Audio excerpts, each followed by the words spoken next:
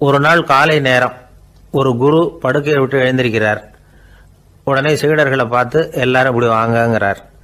எல்லாரும் வர்றாங்க வேகமாக. என்னங்க வேணும் உங்களுக்கு அப்படிங்கிற மாதிரி எல்லாரும் குருவை பார்த்தாங்க பயபக்தியோட. குரு அந்த சீடர்களை பார்த்து, இதை பாருங்கள், இப்போ நான் ஒரு சிக்கலான விவகாரத்தில் மாட்டிக்கிட்டு இருக்கிறேன், அதை நீங்கள் தீர்த்து வச்சா நல்லதுன்னார். சீடர்களுக்கு ஒன்றும் புரியல. என்ன இது இவர் இப்படி சொல்கிறாரு? நமக்குள்ள எல்லா விவகாரங்களையும் தீர்த்து வைக்கிறவர் நம்ம குருநாதர், அவருடைய விவகாரத்தை நாம் தீர்த்து வைக்கிறதா? ஆச்சரியமாக இருக்குதே, குருநாதருக்கே சிக்கலா அப்படின்னு யோசனை பண்ண ஆரம்பித்தாங்க. இருந்தாலும் ரொம்ப பணிவாக கேட்டாங்க, சுவாமி உங்களுக்கே சிக்கலா? இந்த உலகத்து சிக்கல்களுக்கும் சிரமங்களுக்கும் அப்பாற்பட்டவர் அல்லவா தாங்கள், அப்படிப்பட்ட உங்களுக்கு சிக்கல்னா அது எப்படி அப்படின்னாங்க.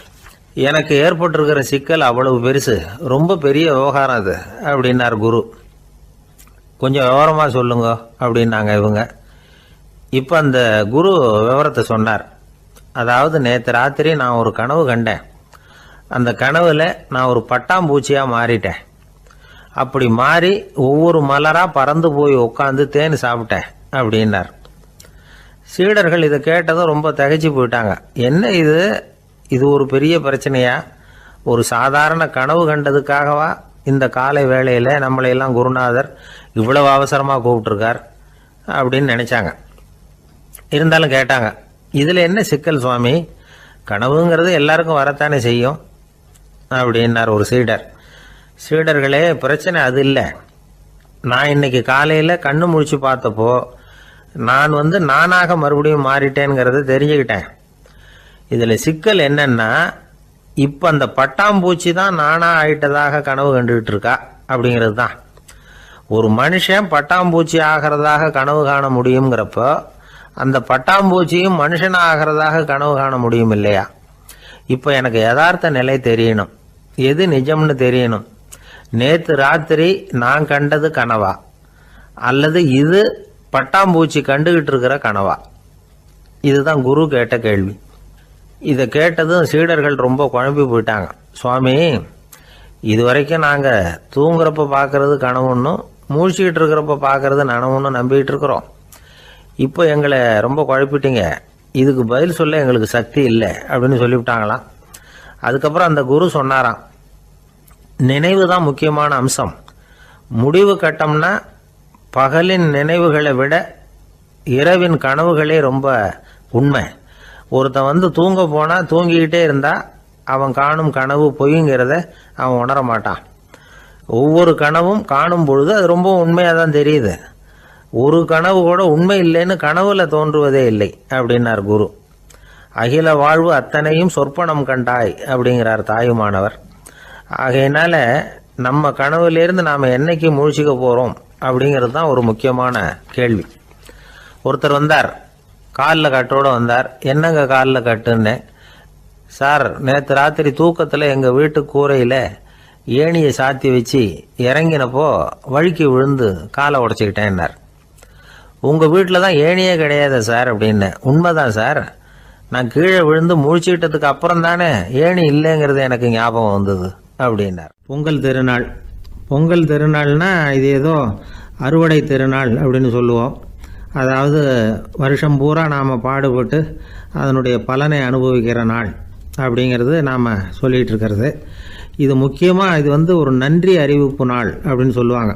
இன்றைக்கி நிறைய நன்றி அறிவிப்பு கூட்டம்லாம் நடந்துக்கிட்டு இருக்குல்ல, அது மாதிரி விவசாயிகள் நடத்துகிற ஒரு நன்றி அறிவிப்பு விழா இது. யாருக்கு நன்றி சொல்கிறாங்கன்னா ஆதவனுக்கு. அதாவது சூரியன் இல்லைன்னா விவசாயம் இல்லை. அதனால் ஆதவனுக்கு நன்றி செலுத்துகிற நாளாக இந்த பொங்கல் திருநாளை நாம் கொண்டாடுறோம். அதாவது இந்த பொங்கலில் விவசாயிகள்கிட்டேருந்து நிறைய பண்புகளை நாம் தெரிஞ்சுக்க வேண்டிய நாள் இது. விவசாயிகள் அவங்க விவசாயம் முன்னேறி இருக்கிற அளவுக்கு விவசாயிகளுடைய வாழ்க்கை தரம் முன்னேறலை. அந்த அளவுக்கு அவர்கள் நாட்டுக்காக உழைச்சிக்கிட்டு இருக்கிறாங்க. அந்த காலத்திலே அதை பற்றி ஒரு கதை சொல்கிறது உண்டு. ஒரு வயசான ஆள் நிலத்தில் ஏறு உழுதுகிட்டு இருந்தாராம். கிழிஞ்சு போன ஒரு சின்ன துண்டை தான் இடுப்பில் கட்டியிருந்தாராம். தலையில் ஒரு கந்தலை சுற்றி இருந்தார். உடம்பு பூரா சேரு, ரொம்ப ஏழை. ஏறு ஓட்டிகிட்டு இருக்கிறவர் வேறு எப்படி இருப்பார்? இருந்தாலும் அந்த ஆள் ரொம்ப ஜாலியாக பாட்டு பாடிக்கிட்டே ஏறு உழுதுகிட்டு இருந்தாராம். உடம்புல தான் அவர் ஏழையை தவிர மனசில் ஒரு ஏழையாக தெரியல. அந்த சமயத்தில் அந்த நாட்டு ராஜா அந்த பக்கமாக குதிரை மேலே வந்தாராம். வேட்டைக்கு போயிட்டு பரிவாரங்களோடு திரும்பி வந்துக்கிட்டு இருக்கிறார். ரொம்ப செல்வ செழிப்பில் இருக்கிற ராஜா அவர் இந்த வயசான விவசாயியை பார்த்துருக்கார். இந்த ஆள் ரொம்பவும் ஏழைங்கிறது அவர் பார்த்தாவே பளிச்சுன்னு தெரியுது. கட்டிக்கிறதுக்கு நல்ல துணி இல்லை, உடம்போ இழைச்சி போயிருக்குது, வயிறு முதுகில் போய் ஒட்டிக்கிட்டு இருக்கு, கண்ணு குழி விழுந்து போயிருக்குது. ஆனாலும் முகத்தை பார்த்தா சந்தோஷமாக இருக்கிற மாதிரி இருக்குது. இவ்வளோ உற்சாகமாக பாடிக்கிட்டு இருக்கிறாரே அப்படின்னு ஆச்சரியமாக நினச்சி பார்த்தார் அந்த ராஜா. சரி, அவர்கிட்ட கொஞ்சம் பேச்சு கொடுத்து பார்க்கலாம் அப்படின்னு முடிவு பண்ணார். ஐயா பெரியவரே, இப்படி கொஞ்சம் வர முடியுமான்னாராம். பொழுது போகிறதுக்குள்ளே நான் இந்த வயல் பூரா உழவு ஓட்டி ஆகணும், அதனால் பேசுகிறதுக்கு நேரம் இல்லை அப்படின்னாராம் அந்த பெரியவர். என்ன அவ்வளவு அவசரமாக? மீதி இருந்தால் நாளைக்கு உழுதக்கூடாதா? அது சரி, உனக்கு எத்தனை ஏக்கர் நிலம் இருக்குது அப்படின்னு விசாரிச்சிருக்கார் ராஜா. எனக்குன்னு சொந்தமாக உள்ளங்கை அளவு கூட நிலம் கிடையாது. இது எங்கள் முதலாளியோட நிலம். இதை பூராவும் உழுது முடித்தாதான் அவர் கூலி கொடுப்பார். நான் கூலிக்கு உழுதுகிட்டு இருக்கிறேன். உங்ககிட்ட பேசிக்கிட்டு இருந்தால் அவருக்கு துரோகம் பண்ணது மாதிரி ஆகிடும் அப்படின்னாராம். ராஜா குதிரையை விட்டு கீழே இறங்கினார். வரப்பில் நடந்து அந்த பெரியவர்கிட்டயே போனாராம். சரி, ஒரு நாள் பூரா உழுதா உனக்கு எவ்வளவு கூலின்னு கேட்டிருக்கார். 8 அணா கூலி கிடைக்கும்னாராம் அவர். இது ரொம்ப காலத்துக்கு முன்னாடி நடந்த ஒரு சம்பவங்கிறதுனால அப்போ 8 அணா கூலிங்கிறது ரொம்ப பெருசு. இருந்தாலும் அதுவும் அந்த ராஜாவுக்கு பெரிய கூலியாக தெரியல. இவ்வளவு தானா, இதை வச்சுக்கிட்டு நீ எப்படி காலம் தள்ளுற அப்படின்னாராம். ஒன்றும் கவலை இல்லை அப்படின்னாராம் அவர். ராஜாவுக்கு ரொம்ப ஆச்சரியமாக போச்சு. 8 அணா கூலி வாங்குகிற இந்த ஆள் கவலை இல்லாமல் இருக்கிறார், ஏராளமான வசதியோடு இருக்கிறன்னா கவலை இல்லாமல் வாழ முடியலையே அப்படின்னு நினச்சி பார்த்துருக்கார். அது சரி, 8 அணாவில் எப்படி குடும்பம் நடத்துகிற அப்படின்னு கேட்டாராம். எனக்கு கிடைக்கிற 8 அணாவில் 2 அணா குடும்பத்துக்கு செலவழிக்கிறேன், 2 அணா பழைய கடனுக்கு கொடுக்குறேன், 2 அணா தர்மம் செய்கிறேன், 2 அணா வட்டிக்கு கொடுக்குறேன், ஒரு குறையும் இல்லைன்னாராம். ராஜாவுக்கு ஒன்றும் புரியல. எனக்கு ஒன்றும் புரியலேன்னு இருக்கார். ஐயா, எனக்கும் என் மனைவிக்கும் 2 அணா செலவாகுது. வயசான அம்மா அப்பா இருக்கிறாங்க, சின்ன வயசில் என்னை காப்பாற்றினவங்க அவங்க. அந்த கடனுக்கு 2 அணா செலவாகுது, அது பழைய கடன். என் தங்கச்சி ஒருத்தி ஆதரவு இல்லாத நிலைமையில் தன்னுடைய மகனோட என் வீட்டில் இருக்கிறா. அவளுக்கும் அவள் மகனுக்கும் 2 அணா செலவு பண்ணுறேன், அது தர்மம். எனக்கு 2 பிள்ளைங்க இருக்கிறாங்க, அவங்களுக்கு 2 அணா செலவு பண்ணுறேன், அது வட்டிக்கு கொடுக்கறது மாதிரி. பிற்காலத்தில் அவங்க எங்களை காப்பாற்றுவாங்க. அந்த வகையில் நான் திருப்தியோடு வாழ்ந்துக்கிட்டு இருக்கிறேன் அப்படின்னாராம். ராஜாவுக்கு அர்த்தம் புரிய ஆரம்பிச்சுதான். அந்த பெரிய நிலத்தை விலை கொடுத்து வாங்கி அந்த பெரியவருக்கே தானமாக கொடுத்துட்டாராம். இப்போ உழுதவருக்கே நிலம் சொந்தமாயிட்டுது. அன்னையிலேருந்து அரசனுக்கும் ஆறுதல் கிடைச்சிதான். இப்படி ஒரு கதை சொல்லுவாங்க. 8 அணா வருமானத்தை வச்சுக்கிட்டு எப்படி காலத்தை தள்ளுறதுன்னு சொல்கிறதுக்காக இந்த கதையை சொல்கிறதாக யாரும் தப்பாக நினச்சிக்கக்கூடாது. கிடைக்கிறத எப்படி பங்கு போடுறார், எப்படி திருப்தியாக வாழறார் அப்படிங்கிறது தான் முக்கியம். அது மாதிரி இன்றைக்கு இந்த பொங்கல் திருநாளில் உழவர்கள் மனசு மகிழ்ச்சியாக இருந்ததுன்னா அது எல்லாரும் மகிழ்ச்சியாக இருக்கிறது மாதிரி அர்த்தம். அதனால் அவர்கள்ட்டேருந்து நாம் பாடம் கற்றுக்கணும். சில உழவர்கள் தங்கள் நிலத்தில் விளையிறத தாங்கள் சாப்பிட மாட்டாங்க, அடுத்தவங்கள்ட்ட விற்றுட்டு சந்தையில் போய் வேறு அரிசி வாங்கிட்டு வந்து தான் இவங்க சாப்பிடுவாங்க. அப்படிப்பட்ட விவசாயிகள்லாம் இது உண்டு. பங்கிடுகிற பண்பை உழவர்கள்ட்டேருந்து கற்றுக்கொள்ளுங்கள் அப்படிம்பாங்க. ஒரு ஆள் நிம்மதியாக மகிழ்ச்சியாக இருந்தானா, உங்கள் நிம்மதிக்கும் மகிழ்ச்சிக்கும் என்ன காரணம்னு கேட்டிருக்கார் இன்னொருத்தர். என்கிட்ட இருந்தது பூராவையும் என் பிள்ளைங்களுக்கு சமமாக பங்கு போட்டு கொடுத்துட்டேன், எனக்குன்னு எதுவுமே வச்சுக்கல, அதுதான் நிம்மதிக்கு காரணம்ன்றிருக்கான். உங்ககிட்ட இருந்தது எவ்வளவு இருந்தது அப்படின்னு கேட்டிருக்காரு அவர். மொத்தமாக ஒரு 50,000 ரூபா இருக்கும் அப்படின்னு இருக்கான். அவ்வளவும் பணமாகவே இருந்ததா அப்படின்னு கேட்டிருக்காங்க இவங்க. இல்லைங்க, அவ்வளவும் கடன், அதை தான் பிரித்து கொடுத்துருக்கேன் பிள்ளைங்க கிட்ட அப்படின்னு நானும். அவன் ஒரு மனிதர், அவர் யாருக்கிட்டே தொலைபேசியில் பேசிகிட்டு இருக்கிறார். கொஞ்சம் தூரத்தில் நாம் நிற்கிறோம், எட்டத்தில் இருந்துக்கிட்டு அவரை கவனிக்கிறோம். அவர் ஃபோனில் பேசுகிறத, அவர் பேசுகிற வார்த்தைகள் என்ன அப்படிங்கிறது நம்ம காதில் விழலை. ஆனாலும் அவர் பேசிக்கிட்டு இருக்கிறது நல்ல செய்தியா கெட்ட செய்தியா அப்படிங்கிறத நம்மளால் யூகிக்க முடியும். மகிழ்ச்சியான செய்தியை பேசும்போது முகம் மலருது, புன்னகை போக்குது. இதில் ஒன்று நீங்கள் கவனிக்கணும். தொலைபேசியில் நாம் பேசுகிறப்போ நம்மோட பேசுகிறவர் எதிரில் இல்லை, அவர் தொலைபேசி வழியாக நம்ம குரலை மட்டும்தான் கேட்க போகிறார், நம்ம முகத்தை அவர் பார்க்க போகிறதில்ல. அப்படி இருந்தும் அப்போ நம்ம முகம் ஏன் மலரணும் அப்படின்னா இதுதான் உடல் மொழி, பாடி லாங்குவேஜ் அப்படின்னு சொல்கிறாங்க. நம்ம அறியாமலேயே நம்ம உடம்பு செய்திகளை தெரிவிக்குது பாருங்கள், அதுதான் உடல் மொழி. ஒரு மனிதர் தொலைபேசியில பேசிக்கிட்டு இருக்கிறத நீங்க தூரத்துல இருந்து கவனிச்சுக்கிட்டே அவர் நண்பரோட பேசுறாரா, மனைவியோட பேசுறாரா, குழந்தையோட பேசுறாரா, இல்ல மேல் அதிகாரி கிட்ட பேசுறாரா, அல்லது அவருக்கு கீழே பணிபுரிகிறவர்கள் கிட்ட பேசுறாரா அப்படிங்கிறத கண்டுபிடிக்கலாம். அதுக்கு காரணம் அவருடைய உடல் மொழி. இந்த உடல் மொழி கூட நம்ம வாழ்க்கையின் முன்னேற்றத்துக்கு பயன்படும். இதை பற்றியெல்லாம் கூட சில நிபுணர்கள் ஆராய்ச்சி பண்ணி பார்த்துருக்குறாங்க. அவங்க சில விவரங்களை சொல்கிறாங்க. குறிப்பாக ஒருத்தர் தன்னுடைய நாற்காலியில் கிட்டத்தட்ட படுத்துக்காத குறையாக உட்காந்துருக்கிறாருன்னு வச்சுக்கோங்க. எதிர இருக்கிறவர் பேசுறது அவருக்கு பிடிக்கலன்னு அர்த்தமா.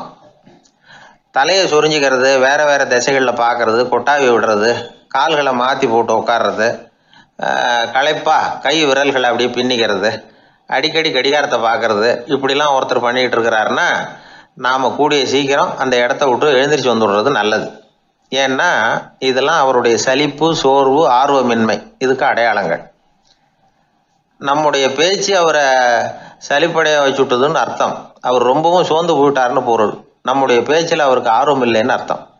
அதே நேரத்தில் நாற்காலியின் நுனியில் அமர்ந்து உடலை முன்னுக்கு நகர்த்தி எதிர இருக்கிறவரின் கண்களை பார்த்துக்கிட்டே பேசினாலும் சரி அல்லது பேச்சை கேட்டாலும் சரி, உங்கள் பேரில் மற்றவங்களுக்கு உள்ள பிடிப்பு அதிகரிக்கும். நாம் எப்படிப்பட்டவருங்கிறத நம்ம உடம்பும் நடை உடை பாவனையும் அடுத்தவங்களுக்கு காட்டி கொடுத்துரும். உங்கள் உடம்பு, உங்கள் பார்வை, நடை, உட்கார்ற விதம் இதை வச்சுக்கிட்டே நீங்கள் பொறுப்புள்ளவரா, முரடரா, அலட்சியமானவரா, மரியாதை தெரிஞ்சவரா, அடக்கமானவரா, நம்பிக்கைக்கு உரியவரா, நாணயம் இல்லாதவரா, பயந்தவரா, திறமைசாலியா, அப்பாவியா அப்படிங்கிறதையெல்லாம் கண்டுபிடிச்சிடலாம். அதனால் இந்த உடல் மொழியை புரிஞ்சுக்கிட்டு நம்மளை கொஞ்சம் சரிப்படுத்திக்கிட்டோம்னா வாழ்க்கையில் சுலபமாக பல காரியங்களை சாதிக்க முடியும். ஒரு மனநல மருத்துவமனை, அங்கே ஒருத்தர் ஒரு நாற்காலியில் உட்காந்துக்கிட்டு கார் ஓட்டுறது மாதிரி அப்படி பாவனை பண்ணிகிட்டு இருந்தார். ஸ்டியரிங்கை திருப்புறது மாதிரி, பின்னாடி வர்ற வண்டியை நிற்க சொல்கிறது மாதிரி, அப்புறம் இவர் ஒதுங்கிக்கிட்டு அவருக்கு வழி விடுறது மாதிரி, இப்படிலாம் சேட்டைகள் பண்ணிக்கிட்டு இருந்தார் மனநல மருத்துவமனையில்.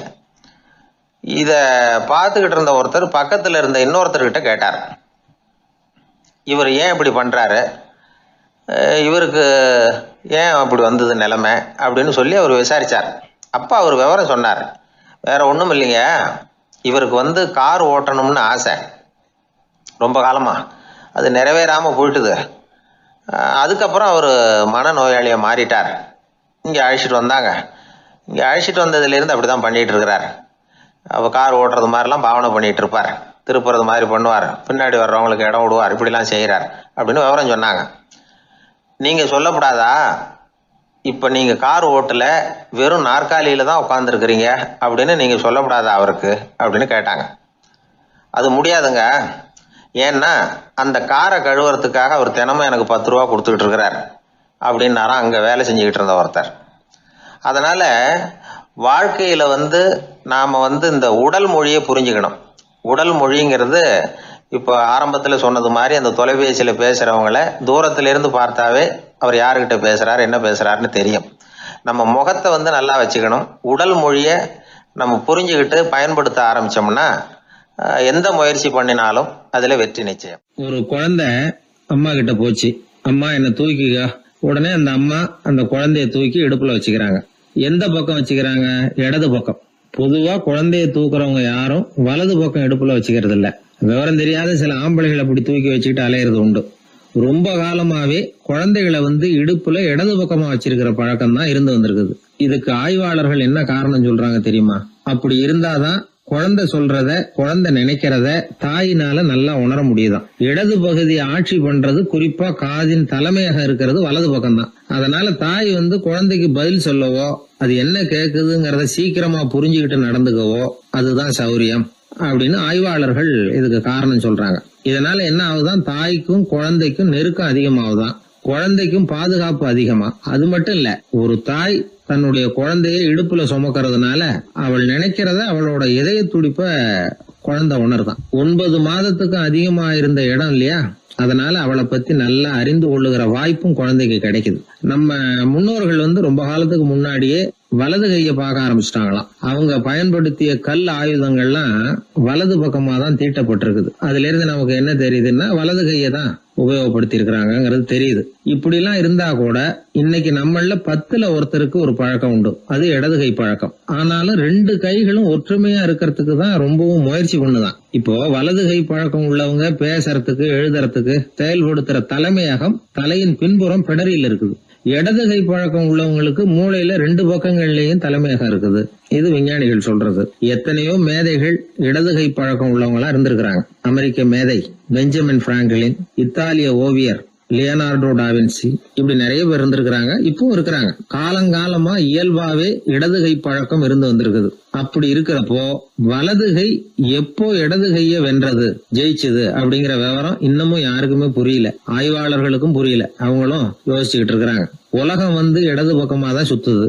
வானத்துல இருக்கிற வெள்ளி வீதி, அப்புறம் அணுவுல இருக்கிற துணுக்குகள், உடம்புல இருக்கிற அமினோ அமிலம், இப்படி எல்லாமே இடதுபுறமா தான் இயங்கிட்டு இருக்குது. இவ்வளவு செய்திகள் இடது கைக்கு ஆதரவா இருக்கிறப்போ அது எப்படி வலது கை கிட்ட ஏமாந்தது அப்படிங்கிற ரகசியம் இன்னமும் யாருக்கும் தெரியலையா.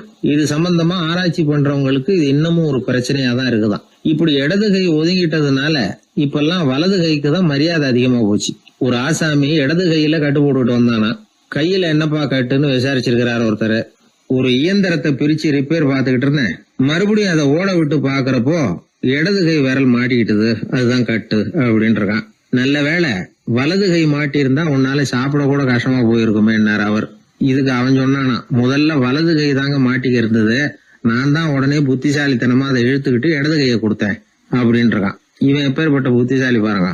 இந்த வலது கை இடது கைங்கிறத பத்தி அறிவியல் ஆராய்ச்சி ஒரு பக்கம் இருந்தாலும் கை சுத்தமா இருக்கணும், இது வாழ்க்கைக்கு முக்கியம். உண்மை, உழைப்பு, நேர்மை இதெல்லாம் இருந்தாதான் வாழ்க்கையில முன்னேற முடியும். அதனால இந்த இடது கை பழக்கம் வலது கை பழக்கம் எது எப்படி இருந்தாலும் அது ஒருத்தருடைய புத்திசாலித்தனத்தை பாதிக்கிறது இல்ல. அதனால வாழ்க்கையில முன்னேறதுக்கு இது ஒரு இடைஞ்சலா இருக்கிறது இல்ல. நாம நம்ம உடம்பையும் புரிஞ்சுக்குவோம், மனசையும் புரிஞ்சுக்குவோம். அப்படி புரிந்து கொண்டு வாழ்க்கையில முன்னேறுவோம். ஒரு கோவில்ல ஆன்மீக சொற்பொழிவு நடந்துகிட்டு இருக்குது. ஒரு பெரியவர் பேசிக்கிட்டு இருக்கார். கடவுளை பத்தியும் சொர்க்கத்தை பத்தியும் மனுஷனை பத்தியும் அவர் விவரமா பேசுறார். எல்லாரும் உட்கார்ந்து கேக்குறாங்க. அந்த கூட்டத்துல ஒரு தத்துவ ஞானியும் உட்கார்ந்து இருக்கிறார். அவரு அவருடைய நண்பர். பேசி முடிச்சதும் அந்த பெரியவர் மேடையை விட்டு இறங்கினார். நேரா அந்த தத்துவ ஞானி கிட்ட வந்தார். எப்படி இருந்தது என்னுடைய பேச்சு அப்படின்னு கேட்டார். நீங்க பேசினது ஒண்ணுக்கு ஒண்ணு முரண்பாடா தெரிஞ்சது அப்படின்னாரா இவரு. நான் என்ன அப்படி தப்பா பேசிவிட்டேன் அப்படின்னாரா அவரு. கடவுளை நம்புகிறவன் சொர்க்கத்துக்கு போவான்னு சொன்னீங்க, அப்புறம் நல்ல விதமா வாழறவன் சொர்க்கத்துக்கு போவான்னு சொன்னீங்க அப்படின்னாராம். இதுல என்ன முரண்பாடுன்னு கேட்டிருக்காரு அவர். இதுலதான் முரண்பாடு தெரியுது எனக்கு. அதாவது இங்க ஒருத்தன் எல்லா தப்பும் பண்ணிட்டு இருக்கிறான், அவன் கடவுளை நம்பினான்னா அவன் சொர்க்கத்துக்கு போவானா? இது என்னுடைய முதல் கேள்வி. இல்லைன்னா ஒருத்தன் எந்த தப்பும் பண்ணல, ரொம்ப ஒழுங்கா வாழ்ந்துகிட்டு இருக்கிறான், ஆனா அவன் கடவுளை நம்பல, அவன் என்ன நரகத்துக்கு தான் போவானா? கடவுள் நம்பிக்கை உள்ள ஒரு திருடன் என்ன ஆவான், எங்க போவான்? கடவுள் நம்பிக்கையே இல்லாத ஒரு நல்லவன் என்ன ஆவான், எங்க போவான்? ஒருத்தன் இங்க கடவுள் நம்பிக்கையோட வாழறது முக்கியமா அல்லது நல்லவனா வாழறது முக்கியமா? இதுதான் இவர் கேட்ட கேள்வி. இதை கேட்டதும் அந்த பெரியவர் குழம்பி போட்டார். அவர் சொன்னது நியாயம் தானே. கடவுளை நம்புறவன் தான் சொர்க்கத்துக்கு போவான்னா பேசாம கடவுளை நம்பிக்கிட்டு இந்த உலகத்துல எல்லா தப்பும் பண்ணிட்டு இருக்கலாமே. பேச்சாளர் குழப்பத்தோட வீட்டுக்கு போனார். படுத்து தூங்கினாரு. ஒரு கனவு வந்தது. கனவுல அவர் ஒரு ரயில்ல வேகமா போயிட்டு இருக்கிறார். எதிரில் உட்கார்ந்து இருக்கிறவரை பார்த்து நாம இப்ப எங்க போறோம்னு கேட்டார். சொர்க்கத்துக்கு போயிட்டு இருக்கிறோம் அப்படின்னாங்களாம். ரயில் போய் நின்னுது. இவர் இறங்கினார். இங்க கௌதம புத்தர் இருப்பார், சாக்ரட்டிஸ் இருப்பார், அவங்கள பாக்குறதுக்கு ஒரு நல்ல வாய்ப்பு அப்படின்னு நினைச்சுக்கிட்டே அங்கேயும் இங்கேயும் பார்த்தார். அங்க யாருமே இல்ல. ஒரே பாலைவனம் மாதிரி இருக்குது. பச்சை இல்ல, பசுமை இல்ல, பூக்கள் இல்ல, மரம்லாம் மொட்டையா நிக்குது. எலும்பும் தோலுமா சில முனிவர்கள் அங்கேயும் இங்கேயுமா உட்கார்ந்து இருக்கிறாங்க. இவர் அவங்க கிட்ட போய் இந்த புத்தர் சாக்ரட்டிஸ் இவங்க எல்லாம் எங்க இருக்கிறாங்கன்னு கேட்டாராம். அப்படி யாரும் இங்க இல்லையே, அவங்க எல்லாம் யாரு அப்படின்னு திருப்பி கேட்டிருக்கிறாங்க. இவருக்கு அதிர்ச்சியா போச்சு. அப்படின்னா அவங்க எங்க போயிருப்பாங்க? உடனே ரயில் நிலையத்துக்கு ஓடி வந்தார். அப்பதான் நரகத்துக்கு ஒரு ரயில் புறப்பட்டு இருந்தது. அங்க இருந்து அதுல ஏறி உட்கார்ந்தார். ரயில் வேகமா போச்சு. நரகம் நெருங்க நெருங்க காற்று குளிர்ச்சியா வீச ஆரம்பிச்சுதான். வெளியில பசுமையா இருந்துதான். அழகான மலர்கள், அழகான நீர்நிலைகள், நந்தவனங்கள், ரொம்ப அருமையா இருக்குது. ரொம்ப அங்க இருந்தவங்க எல்லாம் ரொம்ப மகிழ்ச்சியா உல்லாசமா வேற இருந்திருக்கிறாங்க. எங்க பார்த்தாலும் ஆடல் பாடல் உற்சாகம். இவரு ரயில விட்டு இறங்கினார். அவருக்கு சந்தேகம், இதுவா நரகம் அப்படின்னு விசாரிச்சிருக்காரு. ஆமா இதுதான் நரகம் நாங்களாம். எனக்கு ஒரு சந்தேகம் இருக்காரு. என்னன்னு கேட்டிருக்காங்க. கௌதம புத்தரும் சாக்ரட்டிஸும் லாவோஸும் இவங்க மாதிரி இன்னும் பல பேரும் கடவுள் நம்பிக்கை இல்லாதவங்க அவங்க எல்லாம் இங்க இருக்கிறாங்களா அப்படிங்கறதுதான் என்னுடைய சந்தேகம் அப்படின்னாராம். இப்ப அவங்க சொல்லியிருக்கிறாங்க, இப்ப நீங்க பாக்குறீங்களே பசுமையும் பச்சை பயிர்களும் ஆடல் பாடல்களும் அழகிய மலர்களும், இது எல்லாமே கௌதம புத்தரும் சாக்ரட்டிஸும் அது மாதிரி மகான்களும் இங்க வர ஆரம்பிச்ச பிறகுதான் உண்டாக ஆரம்பிச்சது. இந்த பிரதேசத்தை அவங்க அப்படியே மாத்திவிட்டாங்க. இப்போலாம் இங்க இருக்கிறவங்க யாரும் சொர்க்கத்துக்கு போறதுக்கே ஆசைப்படுறது இல்ல அப்படின்னாங்களாம். இந்த அதிர்ச்சியிலேயே அந்த பெரியவர் கனவு கலைஞ்சி முடிச்சுக்கிட்டார். இதுல இருக்கிற கருத்து என்னன்னா, நல்லவர்கள் எங்க இருக்கிறாங்களோ அந்த இடத்துக்கு பேரு தான் சொர்க்கம். சொர்க்கம் நரகம்ங்கிறதெல்லாம் ஆன்மீக பண்புகள், அவ்வளவுதான். ஒரு ஊர்ல 2 இணைபிரியாத நண்பர்கள். ஒருத்தன் கேட்டான், இப்ப கடவுள் நம்ம முன்னாடி உங்க 2 பேர்ல யாராவது ஒருத்தர் மட்டும் என்னோட சொர்க்கத்துக்கு வரலாம் அப்படின்னு கூப்பிட்டா நீ என்ன சொல்லுவேன்னு கேட்டானா. இவன் ரொம்ப பெருந்தன்மையா உன்னையே அழைச்சிட்டு போக சொல்லிடுவேன் அப்படின்ட்டு இருக்கான். அப்படின்னா உனக்கு சொர்க்கம் வேணாமான்னு கேட்டிருக்கான் அவன். நீ என்ன விட்டுட்டு போனாவே அப்புறம் இந்த பூலோகமே எனக்கு சொர்க்கம் தாண்டா அப்படின்னு நானா இவன். அவர் ஒரு பெரிய குடும்பத்துல பிறந்தவர். இருக்கிற சொத்துக்கள் எல்லாத்தையும் வாரி வழங்கி விட்டு காட்டுக்கு புறப்பட்டார் தவம் செய்யறதுக்காக. இருந்தது ஊராவும் கொடுத்துட்டார். இனிமே எதுவுமே இல்லை கொடுக்கறதுக்கு. அப்போ கடைசியா ஒருத்தன் கையை நீட்டினானா, ஐயா ஏதாவது கொடுங்கன்னு இருக்கான். அவர் பார்த்தார், கட்டி இருக்கிற வேட்டியை தவிர வேற எதுவுமே இல்லை. 8 முழம் பட்டு வேட்டி ஜரிகை கரையோடு இருக்குது. கடைசியாக அதை தான் எடுத்துக்கிட்டு அவர் புறப்பட்டு இருக்கார். அவர் பார்த்தார், எதிரில் அவன் பரிதாபமாக நின்றுகிட்டு இருக்கிறான். அந்த 8 முழ வேட்டியை 2ஆ கிழிச்சார். 4 முழத்தை அவங்ககிட்ட கொடுத்தாரு. மீதி 4 முழத்தை தன்னுடைய இடுப்புல கட்டிட்டு அவர் காட்டுக்கு போயிட்டார். இவன் என்ன பண்ணான் தெரியுமா? கையில கிடைச்ச 4 முழத்தை எடுத்துக்கிட்டு கடை வீதிக்கு போனான். பழைய பட்டு வேட்டி ஜருகை இதெல்லாம் விலைக்கு வாங்குற வணிகர் ஒருத்தர் இருக்கார். அவர்கிட்ட போனான். இதை விலைக்கு எடுத்துக்கிறீங்களா அப்படின்னு கேட்டிருக்கான். அவர் வாங்கி பார்த்துருக்காரு. ஆஹா, இது ரொம்ப அருமையான வேட்டி, விலை உயர்ந்த ஜருகை, இது ஏது உனக்கு அப்படின்னு கேட்டாரான். அவன் நடந்தது சொல்லியிருக்கான். அப்படின்னா ஒன்று செய்ய, இந்த வேட்டியோட இன்னொரு பாதியையும் மெதுவாக வாங்கிட்டு வந்துரு, உனக்கு நிறைய பணம் தர்றேன் அப்படின்னாரான் அந்த வணிகர். இவன் கொஞ்சம் யோசனை பண்ணி பார்த்தான். கொஞ்சம் இருங்க, வந்துடுறேன் அப்படின்னு சொல்லிவிட்டு நேராக காட்டுக்கு போனான். அவர் எங்கே இருக்காருன்னு தேடி கண்டுபிடிச்சான். அவர் ஒரு இடத்துல தவக்கோலத்தில் இருக்கிறார். கட்டியிருந்த இடவேட்டியும் அவர் அறியாமல் நழுவி கீழே விழுந்து கிடக்குது. இவனுக்கு ரொம்ப வசதியாக போச்சு. அவரை கேட்க வேண்டிய அவசியமே இல்லை. மெதுவாக சத்தம் போடாமல் அடி மேலே அடி வச்சு நெருங்கினான். அவர் கண்ணை மூடிக்கிட்டு அவர் பாட்டு நின்றுட்டு இருக்கிறார். இவன் மெதுவாக போய் கீழே கிடந்த அந்த துணியை எடுத்துக்கிட்டு சத்தம் போடாமல் திரும்பி நடந்தான். ஒரு 2-3 அடி எடுத்து வச்சிருப்பான். அப்படி ஓட ஆரம்பிக்கிற சமயத்தில் அவன் காலில் கீழே கிடந்த முள்ளு ஒன்று நறுக்குன்னு தச்சு விட்டுது. வலி தாங்க முடியாமல் அம்மான்னு கத்தியிருக்கான். இந்த சத்தத்தினால கண்ணை மூடி நின்றுகிட்டு இருந்த அவரோட தவம் கலைஞ்சது. மெல்ல கண்ணை திறந்து பார்க்குறார். தன் இடையில இருந்த வேட்டி அவன் கையில் இருக்கு.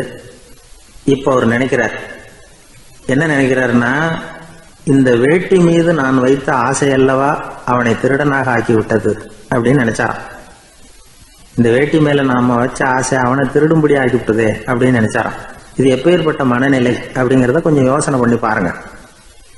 தான் ஒரு பொருள் மேல வச்ச பற்று இன்னொரு மனிதன் திருடனாக ஆகிறதுக்கு காரணம் ஆயிட்டுதேன்னு நினைக்கிறார். அப்படி நினைச்ச அந்த பெரியவர் யார் தெரியுமா? அவர் தான் மகாவீரர். இழந்துட்டேங்கிறிய, நீ என்னத்தை கொண்டுகிட்டு வந்த எங்க இழந்துடுறதுக்கு? நீ என்னத்தை உண்டாக்குன இது அழிஞ்சுட்டுதுன்னு சொல்றதுக்கு? இதுதான் அவருடைய சிந்தனை. இன்றைக்கு நம்ம சிந்தனையெல்லாம் வேற மாதிரி இருக்குது. ஒருத்தன் நடுத்தருவில் உட்காந்து அழுதுகிட்டு இருந்தான். அந்த வழியா ஒருத்தர் ஏன்பா அழறேன்னு கேட்டாராம். 5 ரூபா சார், இந்த இடத்துல விழுந்துட்டுது, ரொம்ப நேரமா தேடுறேன், கிடைக்காது போல இருக்கு அப்படின்னு சொல்லிவிட்டு அழறான். எப்போ தொலைஞ்சதுன்னு கேட்டாராம் அவரு. அது எனக்கு தெரியாது சார், பணத்தை தொலைச்சவன் தேடி பார்த்துட்டு போயிட்டான், நான் அவனுக்கு பின்னாடி தேட வந்தவன் அப்படின்னு நானா. இவன் அள்ள அள்ள குறையாதது அட்சய பாத்திரம், அது நமக்கு தெரியும், கேள்விப்பட்டிருக்கிறோம். ஆனால் போட போட நிரம்பாத ஒரு பாத்திரம் உண்டு. அது என்ன தெரியுமா? நம்மள பல பேர்கிட்ட அந்த பாத்திரம் உண்டு. அதுதான் பேராசை அப்படிங்கிற பாத்திரம். அதை நிறைவு செய்யவே முடியாது. பேராசையை பற்றி சுஃபி இலக்கியத்தில் ஒரு பிரபலமான கதை உண்டாம். அதை ஒரு பெரியவர் எடுத்து சொல்லியிருக்கிறார். ஒரு மன்னர் நகர்வலம் போயிட்டு இருக்கார். ஒரு பிச்சைக்காரன் மன்னர் எதிரில் வரான். பிச்சை போடுங்கிறான். என்னுடைய அமைதியை கெடுக்காதே போங்கிறார் மன்னர். அவன் சிரிக்கிறான். அரசே, உங்களுடைய அமைதி கிடக்கூடிய நிலையில் இருந்தா அதுக்கு பேர் அமைதியே கிடையாது அப்படின்னு நானா. எதிரில் நிக்கிறது வெறும் பிச்சைக்காரன் இல்லை, யோகி அப்படிங்கிறத மன்னர் புரிஞ்சுக்கிட்டார். துறவியே, உங்களுக்கு என்ன வேணும்னாலும் கேளுங்க, கொடுக்குறேன்னாராம். அந்த துறவி மறுபடியும் சிரிக்கிறார். அரசே, உங்களால முடியாததையெல்லாம் கொடுக்க முடியும்னு சத்தியம் செய்யாதீங்க அப்படின்னார். மன்னருக்கு கோபம் வந்துட்டுது. என்ன இவர் இப்படி சொல்றாரு அப்படின்னு நினைச்சார். நகர் வலத்தை பாதியிலேயே நிறுத்தினார். வாங்க அரண்மனைக்குன்னார். துறவியை அழைச்சிக்கிட்டு அரண்மனைக்கு வந்துட்டார். துறவி தன்கிட்ட இருந்த பிச்சை பாத்திரத்தை நீட்டினார். இது நிறைய எனக்கு பொற்காசுகள் வேணும் அப்படின்னாராம். அவ்வளவுதானா, இது ஒரு பெரிய காரியமா அப்படின்னு கையை தட்டினாராம் மன்னர். ஒரு பெரிய தாம்பாளம் நிறைய பொற்காசுகள் வந்து சேர்ந்தது. அதை அள்ளி போட்டார். போட போட அந்த பிச்சை பாத்திரம் நிரம்பவே இல்லை. பொற்காசுகள் போட போட அவ்வளவையும் உள்ள வாங்கிக்கிட்டே இருக்குது. அரசாங்க கஜானாவே காலி ஆயிட்டுது. மூட்டை மூட்டையா பொற்காசுகளை கொட்டி பார்த்துட்டாங்க. அது முழுங்கிக்கிட்டே இருக்குது. கடைசி வரைக்கும் அந்த பிச்சை பாத்திரம் வந்து நிரம்பவே இல்லை. அரசர்கிட்ட இருந்த கர்வம் போயிட்டுது. அப்படியே பொத்துன்னு துறவி காலில் விழுந்தார். அப்போ அந்த துறவி சொன்னாராம், மன்னா, இந்த பிச்சை பாத்திரத்தை உங்களால மட்டும் இல்லை, வேற யாராலையும் நிரப்ப முடியாது. அதுக்கு என்ன காரணம்னா, இது வந்து சாதாரண பிச்சை பாத்திரம் இல்லை, பேராசைகளோட வாழ்ந்து செத்து போன ஒரு மனிதனின் மண்டை ஓடுது அப்படின்னாராம். பாருங்க, இதுதான் அந்த சுஃபி இலக்கிய கதை. செத்த பிறகும் நிறைவு இல்லைன்னா அது எப்பேற்பட்ட பேராசையா இருக்கும்னு யோசிச்சு பார்த்துங்க. நம்மால் ஒருத்தர் கல்யாணம் பண்ணிக்க பொண்ணு பார்த்துக்கிட்டு இருந்தார். அழகு, அறிவு, படிப்பு எதுவும் தேவையில்லை, பணம் மட்டும் இருந்தா போதும் அப்படின்னு பார்க்குறவங்க கிட்ட எல்லாம் சொல்லி வச்சார். ரொம்ப நாளைக்கு அப்புறம் ஒரு பணக்காரர் கிடைச்சார்.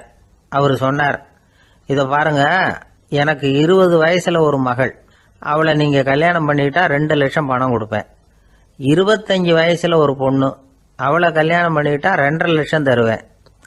30 வயசுல ஒரு பொண்ணு இருக்கா, அவளை கல்யாணம் பண்ணிக்கிட்டா 3 லட்சம் தருவேன். என்ன சொல்ற அப்படின்னாராம். இவன் கொஞ்ச நேரம் யோசிச்சு பார்த்துருக்கான். அதுக்கப்புறம் மெதுவா அவரை நிமிர்ந்து பார்த்து, ஏன் சார், உங்ககிட்ட 50 வயசுல ஏதாவது பொண்ணு இருக்கா அப்படின்னு கேட்டானா. ஒரு ஊர்ல ஒரு ஞானி இருக்கிறார். ரொம்ப பெரிய ஞானி, ரொம்ப வயசாயிட்டுது. கடைசி காலத்துல அவர்கிட்ட சில பேர் வந்தாங்க. உங்க குரு யார் அப்படின்னு கேட்டாங்க. அவர் நிமிர்ந்து பார்த்தார். எனக்கு ஆயிரக்கணக்கான குருமார்கள் உண்டு, அவங்க பேரெல்லாம் சொல்லணும்னா இந்த காலம் பத்தாது, ஆனா முக்கியமான ஒரு 3 பேரை பத்தி மட்டும் உங்களுக்கு சொல்றேன் அப்படின்னாராம். அப்புறம் சொன்னார், அந்த 3 பேர்ல ஒருத்தன் ஒரு திருடன். ஒரு சமயம் ஒரு பாலைவனம் வழியா நான் போய்கிட்டு இருந்தேன். அப்போ வழி தவறி போய் ஒரு கிராமத்துக்கு போயிட்டேன். அது இருட்டு நேரம், நடு ராத்திரி, ஊரே உறங்கி போச்சு. அந்த நேரத்தில் ஒரு ஆள் மட்டும் ஒரு வீட்டு சுவத்தில் ஏதோ பண்ணி உள்ளே நுழையிறதுக்கு முயற்சி பண்ணிட்டு இருக்கிறான். அவங்கிட்ட போய் நான் இன்னைக்கு இங்கே எங்கே தங்க முடியும் அப்படின்னு கேட்டேன். அதுக்கு அவன், இந்த ராத்திரி வேளையில் அது ரொம்ப சிரமம், ஒரு திருடனோட உங்களால் தங்க முடியும்னா நீங்கள் என்னோட தங்கலாம் அப்படின்னா. நான் அவங்க கூட 1 மாதம் தங்கியிருந்தேன். ஒவ்வொரு நாள் ராத்திரியும், இப்போ நான் என்னுடைய வேலைக்கு போகிறேன், நீங்கள் ஓய்வு எடுத்துக்கோங்க அப்படின்னு சொல்லிவிட்டு போவான். அவன் திரும்பி வந்த உடனே உனக்கு ஏதாவது கிடைச்சிதான்னு நான் கேட்பேன். அதுக்கு அவன், இன்னைக்கு ராத்திரி ஒன்றும் இல்லை, நாளைக்கு மறுபடியும் முயற்சி பண்ணுவேன் அப்படின்பா. எப்பவும் அவன் நம்பிக்கை இழந்ததே கிடையாது, எப்பவும் சந்தோஷமாகவே இருப்பான். நானும் ரொம்ப காலமாக தியானம் பண்ணிக்கிட்டே இருந்தேன், ஒன்றுமே நடக்கலை. ஆனால் நான் என்ன பண்ணேன் தெரியுமா, மனசு வருத்தப்படும், நம்பிக்கை இழந்துருவேன். அப்போல்லாம் அந்த திருடனுடைய விடாமுயற்சி தான் ஞாபகத்துக்கு வரும். அதனால் அந்த திருடன் எனக்கு ஒரு குரு. என்னுடைய 2வது குரு யாருன்னா அது ஒரு நாய். இது எப்படின்னா, ஒரு சமயம் எனக்கு ரொம்ப தாகமாக இருந்தது. ஒரு நதியை நோக்கி போய்கிட்டு இருந்தேன். அப்போ ஒரு நாயும் வந்தது. அதுக்கும் தாகம். ஓடி வந்து ஆற்றை பார்த்தது. அதோட நிழல் வந்து ஆற்றுல தெரிஞ்சுது. அதை பார்த்ததும் பயந்துட்டுது.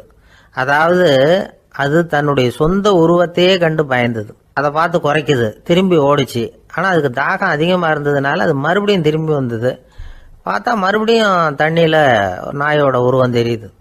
இப்படி சில தடவை பண்ணிச்சு. இருந்தாலும் கடைசியில் தண்ணியில் குதிச்சுட்டுது துணிஞ்சி. இப்படி குதித்த உடனே அதோட உருவமும் மறைஞ்சுட்டுது. இதை பார்த்தேன். நான் என்ன புரிஞ்சுக்கிட்டேன்னா, எவ்வளவுதான் பயம் இருந்தால் கூட ஒருத்தன் தைரியமாக காரியத்தில் இறங்கணும் அப்படிங்கிறத புரிஞ்சுக்கிட்டேன். இந்த போதனை அந்த நாய்கிட்ட இருந்து எனக்கு கிடைச்சிது. இது ஒன்று. அடுத்தது என்னுடைய 3வது குரு யாருன்னா, அது ஒரு சின்ன குழந்தை. நான் ஒரு சமயம் ஒரு நகரத்துக்கு போனேன். அங்கே ஒரு குழந்தை எரிகிற மெழுகுவத்தி ஒன்று எடுத்துக்கிட்டு வந்தது. நான் அந்த குழந்தைய பார்த்து வேடிக்கையாக கேட்டேன், ஏன் பாப்பா இந்த மெழுகுவத்தியை நீயாவே கொளுத்துனியா அப்படின்னு கேட்டேன். ஆமான்னுது அந்த குழந்தை. சரி, இந்த மெழுகுவத்தி முன்னாடி எரியாமல் இருந்தது, இப்போ எரியுது. இந்த மெழுகுவத்திக்கு வெளிச்சம் எங்கேருந்து வந்தது, அதை எனக்கு காட்ட முடியுமா அப்படின்னு கேட்டேன் அந்த குழந்தைகிட்ட. இதுக்கு அந்த குழந்தை சிரிச்சுக்கிட்டு அந்த மெழுகுவத்தியை ஊதி அணைச்சுட்டுது. அதுக்கப்புறம் என்னை பார்த்து கேட்டுது, இப்போ இந்த மெழுகுவத்தியின் வெளிச்சம் போனதை பார்த்தீங்க இல்லையா, அது எங்கே போச்சுன்னு எனக்கு சொல்லுங்க அப்படின்னுது. அந்த குழந்தை இப்படி கேட்டதும் என்கிட்ட இருந்த ஆணவம் அழிஞ்சுட்டுது. நான் படித்ததெல்லாம் அந்த வினாடியில் சுக்கு நூறாக போயிட்டுது. என்னுடைய முட்டாள்தனத்தை நான் உணர்ந்தேன் அப்படின்னு இவ்வளவும் அந்த ஞானி விவரமாக சொன்னாராம். அதனால் நாம் இன்னார்கிட்டே இருந்து தான் இதை கற்றுக்கணுங்கிறது இல்லை, யாருக்கிட்டே இருந்தும் எதையும் கற்றுக்கலாம். நம்மால் ஒருத்தன் ஒரு நாய் வளர்த்துக்கிட்டு இருந்தான். அந்த நாய்க்கு வால் கிடையாது. யாரோ ஏற்கனவே வெட்டி எடுத்துட்டாங்க. இந்த நாய் தான் சார் எனக்கு குரு, அதுகிட்டே இருந்து கூட நான் பாடம் கற்றுக்கிட்டு இருக்கிறேன் அப்படின்னா. அப்படி என்ன கற்றுக்கிட்டேன் இந்த வால் இல்லாத நாய்கிட்டே இருந்து அப்படின்னு கேட்டோம். நாம் யாருக்கிட்டையும் வாலாட்டக்கூடாது அப்படிங்கிற பாடத்தை அதுகிட்டே இருந்து தான் நான் கற்றுக்கிட்டேன் அப்படின்னா. விவசாயிகள் அவங்க விவசாயம் முன்னேறி இருக்கிற அளவுக்கு விவசாயிகளுடைய வாழ்க்கை தரம் முன்னேறலை. அந்த அளவுக்கு அவர்கள் நாட்டுக்காக உழைச்சிக்கிட்டு இருக்கிறாங்க. அந்த காலத்திலே அதை பற்றி ஒரு கதை சொல்றது உண்டு. ஒரு வயசான ஆள் நிலத்தில் ஏறு ஊதுகிட்டு இருந்தாராம். கிழிஞ்சு போன ஒரு சின்ன துண்டை தான் இடுப்பில் கட்டியிருந்தாராம். தலையில் ஒரு கந்தலை சுற்றி இருந்தார். உடம்பு பூரா சேரு, ரொம்ப ஏழை. ஏறு ஓட்டிகிட்டு இருக்கிறவர் வேற எப்படி இருப்பார்? இருந்தாலும் அந்த ஆள் ரொம்ப ஜாலியாக பாட்டு பாடிக்கிட்டே ஏறு ஊதுகிட்டு இருந்தாராம். உடம்புல தான் அவர் ஏழையை தவிர மனசில் ஒரு ஏழையா தெரியல. அந்த சமயத்தில் அந்த நாட்டு ராஜா அந்த பக்கமாக குதிரை மேலே வந்தாராம். வேட்டைக்கு போயிட்டு பரிவாரங்களோட திரும்பி வந்துகிட்டு இருக்கிறார். ரொம்ப செல்வ செழிப்புல இருக்கிற ராஜா அவர் இந்த வயசான விவசாயியை பார்த்துருக்கார். இந்த ஆள் ரொம்ப ஏழைங்கிறது அவர் பார்த்தாவே பளிச்சுன்னு தெரியுது. கட்டிக்கிறதுக்கு நல்ல துணி இல்லை, உடம்போ இழைச்சி போயிருக்குது, வயறு முதுகுல போய் ஒட்டிக்கிட்டு இருக்கு, கண்ணு குழு விழுந்து போயிருக்குது. ஆனாலும் முகத்தை பார்த்தா சந்தோஷமா இருக்கிற மாதிரி இருக்கு. இவ்வளவு உற்சாகமா பாடிக்கிட்டு இருக்கிறாரே அப்படின்னு ஆச்சரியமா நினைச்சு பார்த்தார் அந்த ராஜா. சரி, அவர்கிட்ட கொஞ்சம் பேச்சு கொடுத்து பார்க்கலாம் அப்படின்னு முடிவு பண்ணார். ஐயா பெரியவரே, இப்படி கொஞ்சம் வர முடியுமான்னாராம். பொழுது போறதுக்குள்ள நான் இந்த வயல் பூரா உழவு ஓட்டி ஆகணும், அதனால பேசுறதுக்கு நேரம் இல்லை அப்படின்னாராம் அந்த பெரியவர். என்ன அவ்வளவு அவசரமா? மீதி இருந்தா நாளைக்கு ஊதுவக்கூடாதா? அது சரி, உனக்கு எத்தனை ஏக்கர் நிலம் இருக்கு அப்படின்னு விசாரிச்சிருக்கார் ராஜா. எனக்குன்னு சொந்தமா உள்ளங்கை அளவு கூட நிலம் கிடையாது. இது எங்க முதலாளியோட நிலம். இதை பூராவும் ஊது முடிச்சாதான் அவர் கூலி கொடுப்பார். நான் கூலிக்கு ஊதுகிட்டு இருக்கிறேன். உங்ககிட்ட பேசிக்கிட்டு இருந்தா அவருக்கு துரோகம் பண்ணது மாதிரி ஆயிடும் அப்படின்னாராம். ராஜா குதிரையை விட்டு கீழே இறங்கினார். வரப்புல நடந்து அந்த பெரியவர்கிட்டயே போனாராம். சரி, ஒரு நாள் பூரா ஊதான் உனக்கு எவ்வளவு கூலின்னு கேட்டிருக்கார். 8 அணா கூலி கிடைக்கும்னாராம் அவர். இது ரொம்ப காலத்துக்கு முன்னாடி நடந்த ஒரு சம்பவங்கிறதுனால அப்ப 8 அணா கூலிங்கிறது ரொம்ப பெருசு. இருந்தாலும் அதுவும் அந்த ராஜாவுக்கு பெரிய கூலியா தெரியல. இவ்வளவுதானா, இதை வச்சுக்கிட்டு நீ எப்படி காலம் தள்ளுற அப்படின்னாராம். ஒன்னும் கவலை இல்லை அப்படின்னாராம் அவரு. ராஜாவுக்கு ரொம்ப ஆச்சரியமா போச்சு. 8 அணா கூலி வாங்குற இந்த ஆளு கவலை இல்லாம இருக்கிறார், ஏராளமான வசதியோட இருக்கிறன்னா கவலை இல்லாம வாழ முடியலையே அப்படின்னு நினைச்சு பார்த்திருக்கார். அது சரி, 8 அணாவில் எப்படி குடும்பம் நடத்துற அப்படின்னு கேட்டாராம். எனக்கு கிடைக்கிற 8 அணாவில் 2 அணா குடும்பத்துக்கு செலவழிக்கிறேன், 2 அணா பழைய கடனுக்கு கொடுக்குறேன், 2 அணா தர்மம் செய்யறேன், 2 அணா வட்டிக்கு கொடுக்குறேன், ஒரு குறையும் இல்லைன்னாராம். ராஜாவுக்கு ஒன்றும் புரியல. எனக்கு ஒன்றும் புரியலேன்னு இருக்காரு. ஐயா, எனக்கும் என் மனைவிக்கும் 2 அணா செலவாகுது. வயசான அம்மா அப்பா இருக்கிறாங்க, சின்ன வயசுல என்னை காப்பாத்தினவங்க அவங்க. அந்த கடனுக்கு 2 அணா செலவாகுது, அது பழைய கடன். என் தங்கச்சி ஒருத்தி ஆதரவு இல்லாத நிலைமையில தன்னுடைய மகனோட என் வீட்டுல இருக்கிறா.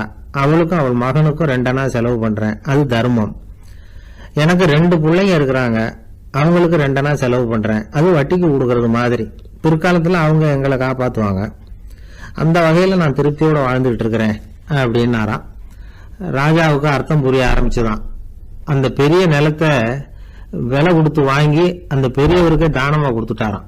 இப்போ ஊழவருக்கே நிலம் சொந்தமாயிட்டுது. அன்னையிலிருந்து அரசனுக்கும் ஆறுதல் கிடைச்சுதான். இப்படி ஒரு கதை சொல்லுவாங்க. எட்டனா வருமானத்தை வச்சுக்கிட்டு எப்படி காலத்தை தள்ளுறதுன்னு சொல்றதுக்காக இந்த கதையை சொல்றதாக யாரும் தப்பா நினைச்சுக்க கூடாது. கிடைக்கிறத எப்படி பங்கு போடுறார், எப்படி திருப்தியா வாழறார் அப்படிங்கிறது தான் முக்கியம். அது மாதிரி இன்றைக்கு இந்த பொங்கல் திருநாள்ல உழவர்கள் மனசு மகிழ்ச்சியா இருந்ததுன்னா அது எல்லாரும் மகிழ்ச்சியா இருக்கிறது மாதிரி அர்த்தம். அதனால அவர்கள்ட்ட இருந்து நாம பாடம் கத்துக்கணும். சில உழவர்கள் தங்கள் நிலத்துல விளையறத தாங்கள் சாப்பிட மாட்டாங்க, அடுத்தவங்கள்ட்ட வித்துட்டு சந்தையில போய் வேற அரிசி வாங்கிட்டு வந்து தான் இவங்க சாப்பிடுவாங்க. அப்படிப்பட்ட விவசாயிகள்லாம் இது உண்டு. பங்கிடுகிற பண்பை உழவர்கள்ட்ட இருந்து கற்றுக்கொள்ளுங்கள் அப்படிம்பாங்க. ஒரு ஆள் நிம்மதியா மகிழ்ச்சியா இருந்தானா உங்க நிம்மதிக்கும் மகிழ்ச்சிக்கும் என்ன காரணம்னு கேட்டிருக்காரு இன்னொருத்தர். என்கிட்ட இருந்தது பூராவையும் என் பிள்ளைங்களுக்கு சமமா பங்கு போட்டு கொடுத்துட்டேன், எனக்குன்னு எதுவுமே வச்சுக்கல, அதுதான் நிம்மதிக்கு காரணம்னு இருக்கான்.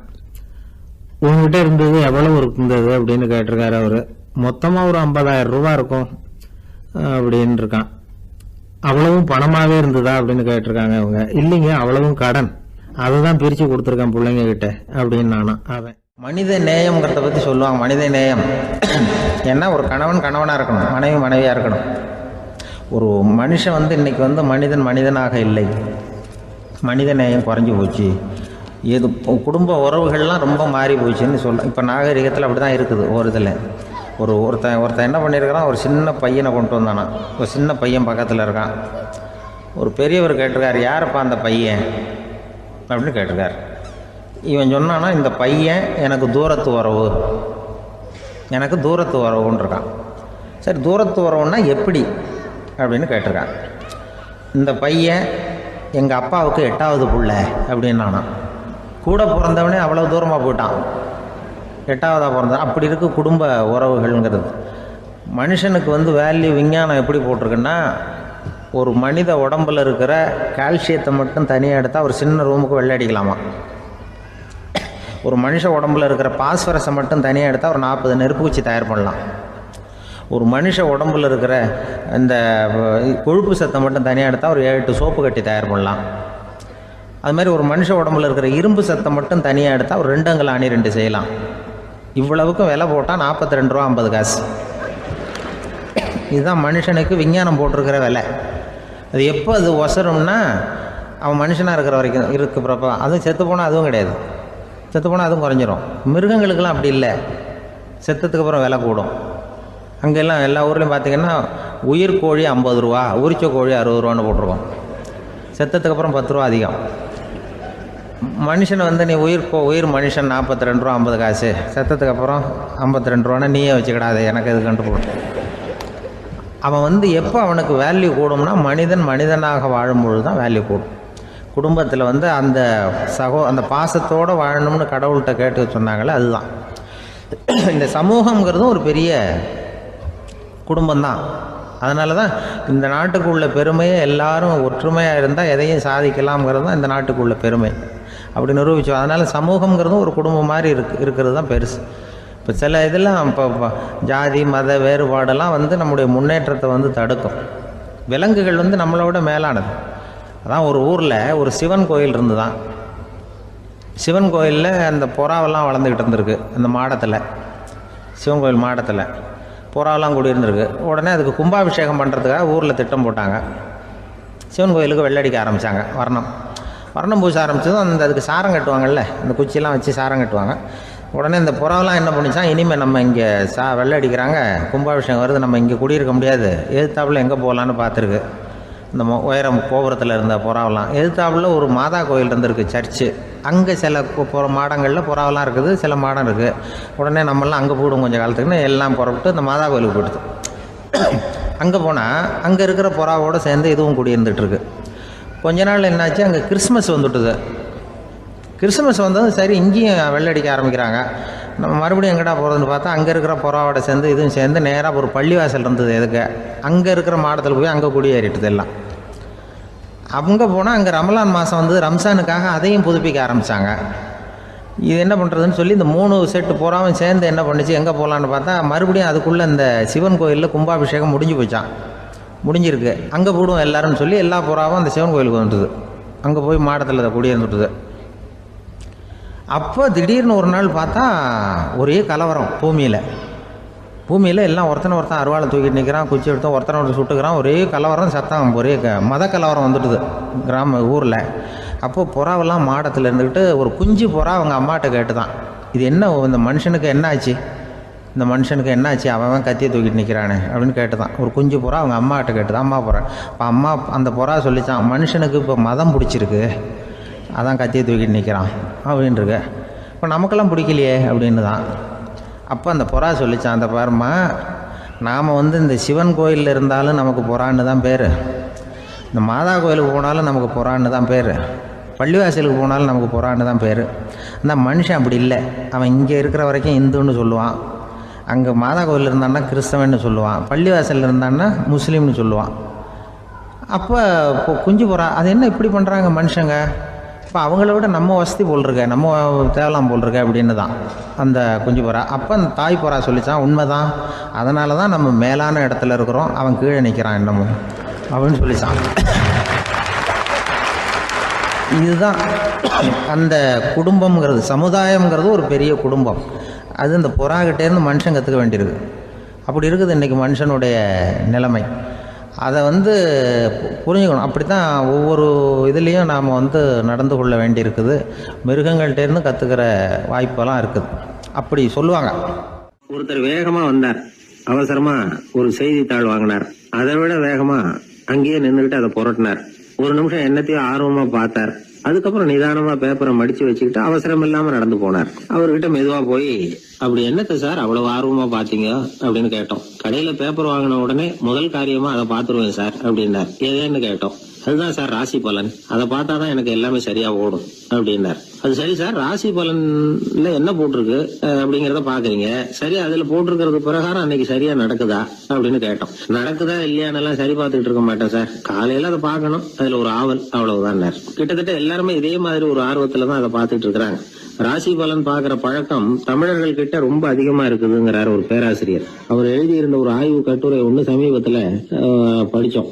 ராசி பலன் போடாம வர்ற நாளிதழ்கள் இங்க ரொம்ப குறைச்சல், அது போட்டாதான் அதிகமா விற்பனை ஆகுது. அதனால அதுல நம்பிக்கை இல்லாதவங்க கூட அதை போட்டுக்கிட்டு இருக்கிறாங்க.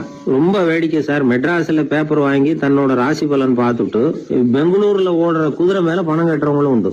ராசி பலன் பார்த்துட்டு லாட்டரி சீட் வாங்குறவங்களும் உண்டு. இந்தியாவில் அச்சாகிற மொத்த லாட்டரி சீட்ல 70% தமிழ்நாட்டுல தான் விற்பனை ஆகுதான். இது முன்னாடி இங்க அனுமதி இருந்த காலத்துல உள்ள கணக்கு. இப்பதான் அதை கட்டுப்பாடு பண்ணியாச்சு. வான் மண்டலம் பூ மண்டலத்தை பாதிக்கிறது உண்மைதான். அதை அறிவியல் பூர்வமா சிந்திக்கணும். அதை விட்டுட்டு இன்று நண்பரால் பண வரவு அப்படின்னு ராசி பலன் பார்த்துக்கிட்டு இருக்கிறோம். நம்முடைய நண்பன் இன்னைக்கு பணம் கொண்டாந்து கொடுக்க போறான்ங்கிறது ஆகாயத்துல உள்ள நட்சத்திரத்துக்கு எப்படி தெரியும்? அதுவும் இல்லாம இங்க உள்ள நண்பர்கள் எந்த காலத்துல பணம் கொண்டாந்து கொடுத்துருக்காங்க? நண்பர்களை பக்கத்திலேயே இருந்து பாக்குற நம்மாலேயே புரிஞ்சுக்க முடியல. எங்கேயோ இருக்கிற நட்சத்திரத்துக்கு என்ன தெரியும்? ஒரு காலத்துல நாம வாழ்கிற இந்த பூமி ஒரே இடத்துல நிலையா நிக்குதுன்னு, சூரியனும் சந்திரனும் பூமியை சுத்திக்கிட்டு வருதுன்னு நம்பிக்கிட்டு இருந்தோம். அந்த காலத்துல உருவான ராசி பலன் கொள்கையை சூரியனை சுத்தி தான் பூமி வருதுன்னு தெரிஞ்சுக்கிட்ட இந்த காலத்திலயும் நம்பிக்கிட்டு இருக்கிறது ரொம்ப வினோதம் தான். இந்த ராசி பலன் பாக்குற பழக்கம் நம்முடைய ஊக்கத்தை இழக்க செய்யக்கூடிய ஒரு பழக்கம். அது வேண்டியது இல்லைங்கிறது தான் அறிவாளிகள் கருத்து. இப்போ ஒரு உதாரணத்துக்கு நாமே ஒரு சோதனை செஞ்சு பார்ப்போமே. ஒரே நாள் வந்த தினசரி பேப்பர்கள் சிலதை எடுத்துக்கிட்டோம். அதுல ஒரே ராசிக்கு ஒவ்வொரு பேப்பர்லயும் என்ன பலன் போட்டிருக்கு பார்க்கலாமா? என்னுடைய நண்பர் ஒருத்தர் ராசிக்கு ஒவ்வொரு செய்தித்தாள்லயும் என்ன ராசி பலன்னு பார்த்தோம். ஒரு பேப்பர்ல செலவும் சிரமமும் அப்படின்னு போட்டிருக்கு, இன்னொரு பேப்பர்ல சுலபமாக நன்மை அப்படின்னு போட்டிருக்கு. இதுல எதை நம்புறது? நீங்களும் ஒரு நாள் இதை சோதிச்சு பாருங்க. பல பேப்பர் வாங்கி உங்க ராசிக்கு ஒவ்வொரு பேப்பர்லயும் என்ன போட்டிருக்குன்னு பாருங்க. எல்லாம் ஒரே விதமா இருக்காது, மாறி மாறி இருக்கும். என்னுடைய நண்பர் ஒருத்தர் நானும் ஒரு நாள் கடையில பேப்பர் வாங்கணும். நண்பர் ராசி பலன்ல எல்லாம் ரொம்ப நம்பிக்கை இல்லாதவர். இருந்தாலும் நான் பேப்பர் வாங்கின உடனே உங்க ராசி என்ன சொல்லுங்க, பலன் என்னன்னு பாக்கலாம்னு. அவர் சிரிச்சுக்கிட்டு அதெல்லாம் டூப்புங்க, அதை ஏன் பாக்குறீங்கன்னார். சும்மா சொல்லுங்கன்னு. என் ராசி தனுசு, அதுல பண வரவுன்னு போட்டிருக்கோம் அப்படின்னார். நான் பார்த்தேன், ஆச்சரியப்பட்டு போயிட்டேன். பண வரவுன்னு தான் போட்டிருக்கு சார், அது எப்படிங்க பார்க்காமலே கரெக்டா சொல்லிவிட்டீங்க அப்படின்னு கேட்டேன். அவர் மெதுவா கிட்ட காதோட காதா சொல்றார், அந்த பேப்பருக்கு தினமும் ராசி பலன் எழுதி கொடுக்கறதே நான் தான் சார் அப்படின்னார். அமெரிக்க ஜனாதிபதி ஆப்ரஹாம் லிங்கன் ஒரு நாள் தன்னோட கோச்சு வண்டியில தலைநகரான வாஷிங்டனுக்கு போயிட்டு இருக்கிறார். கோச்சு வண்டி ஒரு சாலையில போயிட்டு இருக்கு. அந்த சாலைக்கு ஒரு பக்கத்துல பயங்கரமான சதுப்பு நிலம். சதுப்பு நிலம்னா அது புதைகுழி, புதை மணல்ங்கிறோம்ல, அது மாதிரி. அந்த சதுப்பு நிலத்துல யாராவது மாட்டிக்கிட்டா அவ்வளவுதான், ஆளை கொஞ்சம் கொஞ்சமா உள்ள அமுக்கிவிடும். தப்பிச்சு கரையிறது கஷ்டம். அப்படிப்பட்ட நிலம் அது. ஆப்ரஹாம் லிங்கன் ஏதோ ஒரு முக்கியமான அரசாங்க வேலையாக போயிட்டு திரும்பி வந்துட்டு இருக்கிறார். அதனால் அந்த சமயத்தில் அவர் விலை வசந்த ஆடைகளை அணிஞ்சிருக்கிறார். அப்படி அவர் அந்த கோச்சு வண்டியில் வந்துக்கிட்டு இருக்கிறாரு. அந்த சமயத்தில் ஒரு காட்சி அவர் கண்ணில் பட்டுட்டுது. என்ன தெரியுமா? ரோட்டுக்கு பக்கத்தில் இருந்த சதுப்பு நிலத்தில் ஒரு இளம் பன்றி குட்டி சிக்கிக்கிட்டு தவிச்சிக்கிட்டு இருக்குது. பரிதாபமாக கத்திக்கிட்டு இருக்குது. அதை பார்த்தார் லிங்கன். அவருக்கு இன்னும் மாதிரி ஆயிட்டுது. உடனே வண்டியை நிறுத்த சொன்னார். கீழே இறங்கினார். தன்னோட விலை வசந்த ஆடைகளை பற்றி லட்சியம் பண்ணவே இல்லை. தனக்கே ஆபத்து வரலாம்ங்கிறத பற்றியும் கவலைப்படலை. தான் ஒரு குடியரசுத் தலைவருங்கிறத பற்றியும் அவர் நினச்சி பார்க்கல. நேராக அந்த சதுப்பு நிலம் பக்கமாக போனார். அந்த சேத்துல இறங்கி பன்றிக்குட்டியை காப்பாற்றி கரைக்கு கொண்டுட்டு வந்து சேர்த்துட்டார். அதுக்கப்புறம் நிம்மதியாக கோச்சு வண்டியில் ஏறி வெள்ள மாளிகைக்கு வந்து சேர்ந்தார். ட்ரெஸ்ஸு உடம்பு பூரா சேரு சகதி. பார்க்குறவங்களுக்கெல்லாம் ஆச்சரியமாக போச்சு. அவங்களுக்கு ஒன்றும் புரியல. இவர் நேராக ட்ரெஸ்ஸு மாற்றிக்கிறதுக்காக போனார். கோச்சு வண்டி ஓட்டிகிட்டு வந்தவங்கிட்ட போய் எல்லாரும் கேட்டாங்க என்ன ஆச்சு அப்படின்னு. அவர் வர்ற வழியில் நடந்த விவரத்தை சொன்னார். ஆப்ரஹாம் லிங்கனுடைய இந்த இறக்க குணத்தை எல்லாரும் பாராட்டினாங்களாம், புகழ்ந்தாங்களாம். ஆனால் இதுக்கு லிங்கன் என்ன பதில் சொன்னார் தெரியுமா? தயவு பண்ணி இந்த புகழ்ச்சியான பேச்சையெல்லாம் ஒதுக்குங்க, அதெல்லாம் வேணாம். அந்த சின்ன பிராணி சகதியில் மாட்டிக்கிட்டு துடிச்சிக்கிட்டு இருந்தது. அதை பார்த்தேன். உடனே என்னுடைய இதயத்தில் ஒரு முள்ளு தைச்சது மாதிரி ஒரு உணர்வு. அந்த முள்ளை பிடுங்கி எறிஞ்சேன், அவ்வளவுதான். உண்மையில் அந்த பிராணிக்கு நான் உதவினேங்கிறத விட எனக்கு ஏற்பட்ட இன்னலை போக்கிக்கிட்டேன் அப்படிங்கிறது தான் உண்மை. அதுதான் பொருத்தம். அப்படி இருக்கிறப்போ இதில் புகழறதுக்கு என்ன இருக்குது அப்படின்னாராம் ஆப்ரஹாம் லிங்கன். எவ்வளவு யதார்த்தமான வார்த்தைகள் பாருங்க. இந்த காலத்தில் நம்மளையும் பல பேர் அப்படி உண்டு. நீச்சல் தெரியாத ஒரு ஆள் தண்ணியில் இறங்கிட்டான். தண்ணி ஆழம்ங்கிறது அப்புறமா தான் தெரிஞ்சுது. தத்தளிக்க ஆரம்பிச்சுட்டான். வாழ்னு கத்துறான். கரையில் நின்றுட்டு இருந்த ஒருத்தர் இதை பார்த்தார். உடனே அவருக்கு இதயத்தில் முள்ளு தைச்சது மாதிரி ஒரு உணர்வு. உடனே குபீர்னு தண்ணியில் பாஞ்சார். அவரை காப்பாற்றி கரைக்கு கொண்டுட்டு வந்து சேர்த்தார். இதை பார்த்துக்கிட்டு இருந்த இன்னொருத்தர் காப்பாற்றின அந்த ஆளை பாராட்டி புகழ்ந்தார். என்ன புகழாதீங்க சார் அப்படின்னார் அவர். ஏன்னு கேட்டார் இவர். நான் அந்த ஆளை ஏன் காப்பாற்றினேன் தெரியுமா? அவன் நேற்றுக்கு என்கிட்ட 300 ரூபா கடன் வாங்கியிருக்கிறான். இவன் தண்ணியில் போட்டான்னா நான் கொடுத்த கடனும் தண்ணியில் போடும். அதனால தான் விழுந்து காப்பாற்றினேன் அப்படின்னா அந்த ஆள். ஒரு ஊரில் ஒருத்தர் இருந்தான். ஒரு நாள் காலையில் எழுந்திரிச்சான். ஒரு 10 ரூபாய் எடுத்து சட்டை பையில் வச்சுக்கிட்டான். கடை தெருவுக்கு புறப்பட்டான். காய்கறி வாங்குறதுக்காக அவன் போகிறான். காய்கறி சந்தைக்கு போய் சேர்ந்தான். கத்திரிக்காய் 1/4 கிலோ கொடுங்கன்னான். கொடுத்தாங்க. காசு கொடுக்கறதுக்காக சட்டை பையில் கையை விட்டான். பணத்தை காணும். 10 ரூபாய் சட்டை பையில் வச்சுக்கிட்டு தான் வந்தான். அது இப்போ அங்கே இல்லை. வழியில் எங்கேயும் அது விழுந்துட்டு போல்ருக்கு. அல்லது யாராவது திருடர்கள் தெரியாமல் அதை எடுத்துக்கிட்டு போட்டாங்களா என்னன்னு தெரியல. எப்படியோ 10 ரூபாய் அவன் இழந்துட்டான். கையில் காசு இல்லை. அதனால் கத்திரிக்காயை திருப்பி கொடுத்துட்டு கவலையோட வீட்டுக்கு திரும்பி வந்தான். அதையே நினச்சிக்கிட்டு இருந்தான். அவனுக்கு துக்கம் அதிகமாக போச்சு. அழ ஆரம்பிச்சிட்டான். காய்கறிகள் வாங்கிட்டு வந்து ஆனந்தமாக சமைச்சு சாப்பிட்லாம்னு நினச்சோம். அது முடியாமல் போச்சேங்கிற கவலை அவனுக்கு. அதனால் அதை மறக்கவே முடியல. இது நடந்து கொஞ்ச நாள் ஆச்சு. அதே மனுஷன் இன்னொரு நாள் அதே மாதிரி புறப்பட்டான். பணத்தை எடுத்து பையில் வச்சுக்கிட்டான். காய்கறி சந்தையை நோக்கி போய்கிட்டு இருக்கிறான். இப்போ வழியில் ஒரு ஏழை பையனை பார்த்தான். தம்பி எங்கே போகிற அப்படின்னு கேட்டான். ஐயா பள்ளிக்கூடத்துக்கு போய்கிட்டு இருக்கிறேன்னா அவன். சரி அதுக்கே எவ்வளவு கவலையோடு போய்கிட்டு இருக்கிற அப்படின்னு விசாரித்தான் அவன். ஐயா நான் ரொம்ப ஏழை, வீட்டில் வசதி இல்லை, பரீட்சைக்கு பணம் கட்டணும், இன்றைக்கி கடைசி நாள், என்ன செய்கிறதுன்னு தெரியலன்னா. இவன் பார்த்தான். தாங்கிட்ட இருக்கிற பணத்தை எடுத்து அந்த பையன்கிட்ட கொடுத்தான். இதை வச்சுக்கோ, உடனே பணத்தை கட்டு, நல்லா படி, பரீட்சை எழுது அப்படின்னு சொல்லிவிட்டு திரும்பி வந்துட்டான். வெறுங்கையோடு திரும்பி வந்தும் வீட்டில் கேட்குறாங்க எங்கே காய்கறின்னு வழக்கம் போல் கேட்டாங்க. இவன் நடந்ததை சொன்னான். இப்போ வீட்டில் இருந்தவங்க அவங்ககிட்ட ஒரு கேள்வி கேட்டாங்க. ஏங்க இதே மாதிரி முன்னாடி ஒரு தடவை காய்கறி வாங்க போய் வெறுங்கையோடு திரும்பி வந்தீங்க, இப்போவும் வெறுங்கையோடு தான் திரும்பி வந்திருக்கிறீங்க. ஆனால் முன்னாடி வந்தப்போ வருத்தமாக இருந்தீங்க, இப்போ உங்கள் முகத்தில் வருத்தம் தெரியலையே அப்படின்னு கேட்டிருக்கிறான். அதாவது வீட்டில் இருக்கிறவங்க கேட்டாங்களாம். இப்போ அந்த மனுஷன் யோசிக்க ஆரம்பித்தானான். இந்த 2 நிகழ்வுகளுக்கு என்ன வித்தியாசம்? போன தடவை அவன் பணத்தை இழந்தான், இந்த தடவை அவன் பணத்தை இழந்திருக்கிறான்.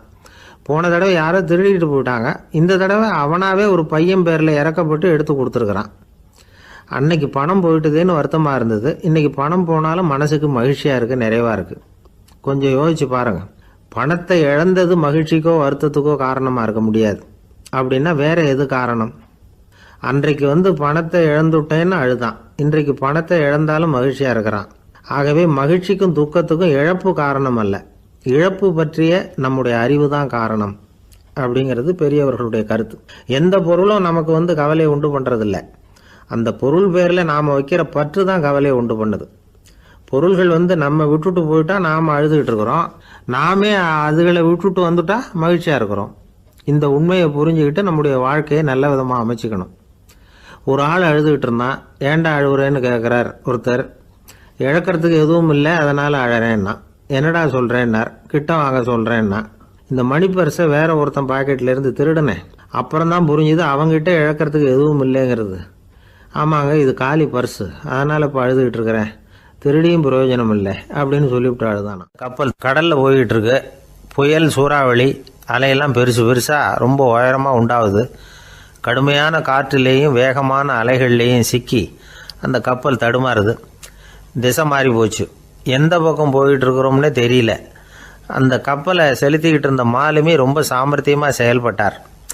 தன்னுடைய அறிவாற்றலையும் திறமையையும் முழுமையாக பயன்படுத்தினார். அந்த கப்பலை கட்டுப்படுத்தினார். மெதுவாக அந்த சூறாவளியிலிருந்து கப்பலை காப்பாற்றி கரைக்கு கொண்டுட்டு வந்து சேர்த்துட்டார். மாலுமின்னு ஒருத்தர் இருந்ததுனால அந்த மரக்கலம் காப்பாற்றப்பட்டது. மாலுமின்னு ஒருத்தர் இல்லைன்னு வச்சுக்கோங்க, அந்த கப்பலோட கதி என்னவா இருக்கும் யோசிச்சு பாருங்க. ஒரு கோபக்காரனுடைய நிலைமையும் அப்படித்தானா. கோபக்காரன்கிறவன் ஒரு மாலுமி இல்லாத மரக்கலம் அப்படிங்கிறார் நபிகள் நாயகம். கொந்தளிக்கிற கடல்ல கொடுமையான அலைகளின் உச்சியில் அல்லல் படுகிற மரக்கலத்தை விட மோசமானது கோபக்காரனின் நிலைமை அப்படிங்கிறது அவருடைய கருத்து. அது மாதிரி இதுன்னு சொல்லல, அதை விட மோசம் இது அப்படிங்கிறார். ஏன் தெரியுமா? ஒரு கப்பல் கடல்ல தடுமாறினா அதை சரிப்படுத்த மாலுமி இருக்கிறார். அவர் தன்னுடைய சாமர்த்தியத்தினால் அதை கட்டுப்படுத்தி சரியான வழிக்கு கொண்டுட்டு வந்துடுவார். ஆனால் கோபக்காரனுடைய நிலைமை அப்படி இல்லை அப்படிங்கிறார் நபிகள் நாயகம். மனித மனம் ஒரு மரக்கலம், அறிவு அதில் இருக்கிற மாலுமி. மாலுமி மரக்கலத்தை செலுத்துறான், அவனுக்கு கட்டுப்பட்டு அது ஓடுது.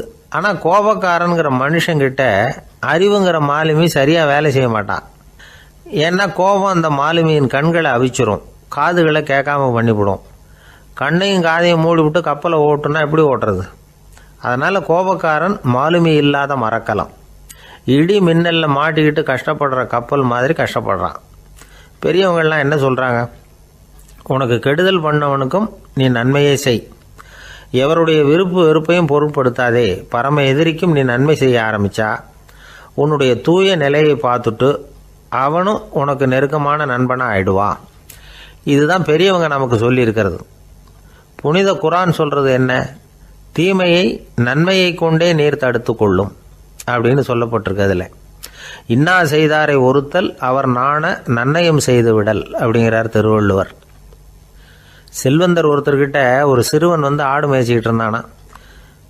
பெரியவர் அவனை கூப்பிட்டு, நீ நேராக போய் ஒரு ஆட்டில் உள்ள ரொம்ப நல்ல பகுதி எதுவோ அதை எடுத்துக்கிட்டு வா அப்படின்னாரான். இவன் போனான். ஒரு ஆட்டு உடம்புல இருந்த நாக்கு, இருதயம், இது ரெண்டையும் எடுத்துகிட்டு வந்து கொடுத்தானான். பெரியவர் வாங்கி பார்த்தார். அதுக்கப்புறம் இப்போ நீ போய் இன்னொரு ஆட்டில் இருக்கிற ரொம்ப கெட்ட பகுதி எதுவோ அதை எடுத்துகிட்டு வா அப்படின்னாரான். இவன் போய் எடுத்துகிட்டு வந்தான். அவன் கையில் இருந்தது மறுபடியும் அதே மாதிரி நாக்கு, இருதயம், இது ரெண்டும் தான். என்னது இப்பவும் அதையே கொண்டுட்டு வந்திருக்கிற அப்படின்னாரான் பெரியவர். இவன் சொன்னானா, ஒரு உடம்புல உள்ள ரொம்ப நல்ல பொருளும் இதுதான், ரொம்ப கெட்ட பொருளும் இதுதான் அப்படின்னானா. இளம் வயசில் இப்படி பதில் சொன்னவர் தான் பேரறிஞர் லுக்மானுல் ஹக்கீம் அவர்கள். கோபப்படாமல் இருந்தால் இது ரெண்டும் நல்லா வேலை செய்யும், கோபப்பட்டால் இது ரெண்டும் மோசமாக வேலை செய்யும். அதை புரிஞ்சுக்கிறதுக்காகத்தான் இன்றைக்கி இந்த தகவல். கோபம் வந்துட்டால் நாம் என்ன செய்கிறோங்கிறது நமக்கே தெரியாது. ஒருத்தர் டாக்டர்கிட்ட போனார் அவசரமாக. டாக்டர், எனக்கு இப்போ கடுமையான கோப வெறி, எனக்கு கண்ணு மண்ணு ஒன்றும் புரியல, உடனடியாக அதை கட்டுப்படுத்தணும், உடனே இதுக்கு ஏதாவது ஒரு மாத்திரை கொடுங்க ப்ளீஸ் அப்படின்னார். அந்த டாக்டரும் உடனே ஒரு மாத்திரையை கொடுத்து, இதை உடனே போடுங்க, நான் தண்ணி கொண்டுகிட்டு வரேன்னு உள்ளே போனார். தண்ணியோடு திரும்பி வந்தார். இவர் சொன்னார், டாக்டர் நீங்கள் கொடுத்த மாத்திரை ரொம்ப பெருசாக இருந்தது, இருந்தாலும் கஷ்டப்பட்டு முழுங்கிட்டேன்னார். டாக்டர் சந்தேகத்தோட மேசையை பார்க்குறார். பார்த்தா மாத்திரை அங்கேயே இருக்குது, பேப்பர் வெயிட்டை காணல. ஒரு பூங்கா, அங்க ஒருத்தர் நின்றுட்டு இருக்கிறார். ஏதோ ஆழ்ந்த யோசனையில இருக்கிறார். அந்த பக்கமா இன்னொருத்தர் வந்தார். இவரை கவனிச்சார். என்ன யோசனைன்னு கேட்டார். எப்படி எழுந்திருக்கிறதுன்னு யோசனை பண்ணிட்டு இருக்கிறேன்னாரு. அவர் கேட்டவருக்கு ஒரு மாதிரி ஆயிட்டுது. ஏற்கனவே நின்றுகிட்டு இருக்கிற ஒருத்தர் எப்படி எழுந்திருச்சு நிக்கிறதுன்னு யோசிக்கிறாருன்னா அது ஆச்சரியம் தானே. அதுக்கப்புறம் இவர் யோசிக்க ஆரம்பிச்சார், என்ன இவர் இப்படி பேசுறாரு அப்படின்னு. கீழே விழுந்தாதானே எழுந்திருச்சு நிக்க முடியும். எழுந்திருக்கணும்னு நினைக்கிறவங்க முதல்ல கீழே விழணும். இவர் முதல்ல கீழே விழணும், அதுக்கப்புறம் தான் எழுந்திருக்கிறது எப்படின்னு சிந்திக்க முடியும். இந்த உலகத்துல எல்லாருமே கீழே விழுந்து எழுந்தவர்கள் தான். இப்ப இந்த குழந்தை பருவத்துல கீழே விழாம நடைபயில கற்றுக்கிட்டவங்க யாராவது உண்டா? சின்ன வயசுல ஒரு தடவை கூட கீழே விழல சார், அப்படியே பிறந்தாரு வளர்ந்தாரு பெரியவர் ஆயிட்டார் அப்படின்னு யாரையும் சொல்ல முடியாது. மனுஷங்கிறவன் விழுந்து புரண்டு எழுந்துதான் நடக்க கத்துக்கிறான். ஒரு உண்மையை நாம எல்லாரும் புரிஞ்சுக்கணும். இந்த உலகத்துல தவறு செய்யாத மனிதர்களே யாரும் கிடையாது. அப்படி இருக்கிறப்போ எப்போதாவது நாம தவறு பண்ணிவிட்டோம்னா அதுக்காக மனசு உடைஞ்சு போயிடக்கூடாது. வாழ்க்கையில வெறுப்பு வந்துடக்கூடாது. தவறு நடந்துட்டுதா அதுக்காக மனசு உடைஞ்சு போடாதீங்க, அதை ஒரு பாடமா எடுத்துக்கங்க. அதே தவறு மறுபடியும் நடக்காம வேணும்னா பாத்துக்கலாம், அது போதும். தடைக்கல்ல படிக்கல்லாம் மாத்திக்கணும், இதுதான் இதுல முக்கியம். ஒரு அலுவலகம், அங்க ஒரு அதிகாரி, அவர் உயர்ந்த பதவியில் இருந்தார். சிறந்த நிர்வாகின்னு பேர் வாங்கினவர்.